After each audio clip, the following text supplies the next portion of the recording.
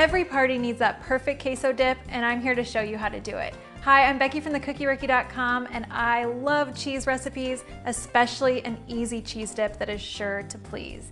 This restaurant-style white queso is both easy and quick, and is one of our most popular recipes.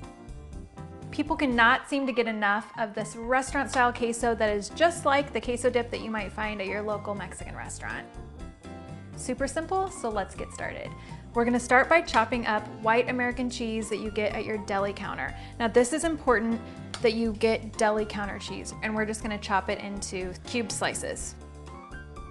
For this recipe, instead of using milk or half and half, we're actually gonna use evaporated milk. This works really well to help the cheese dip not separate like so many recipes tend to do.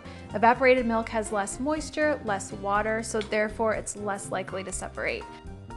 We're gonna start by bringing this evaporated milk to almost a boil in our saucepan. You don't want to bring the milk to a full boil, so it's really important to watch very closely, and as soon as it's at that very low, extremely early simmer, turn it down to low heat. We're definitely hot enough, so I'm gonna start adding the cheese. I like to add it in batches and let it fully melt before I add more. I'm gonna sprinkle in some of the white American now, about half, and then about half of the mozzarella.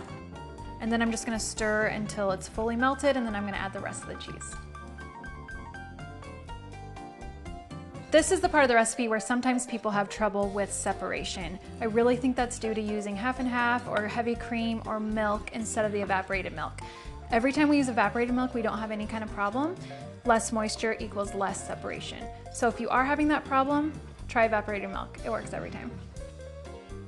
This is the consistency that I really like in a cheese dip. It's pretty thin. It will thicken over time, but if you want it thicker, you could add a little bit of cornstarch. If you want it thinner, you could just add a little bit more evaporated milk.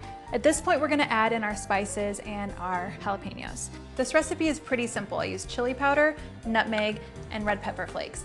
The nutmeg always throws people off, and it is totally optional, but I think it's a fun and unique flavor combo, and it mixes great with the cheese. So I do hope you try it, even if it doesn't end up in your final recipe.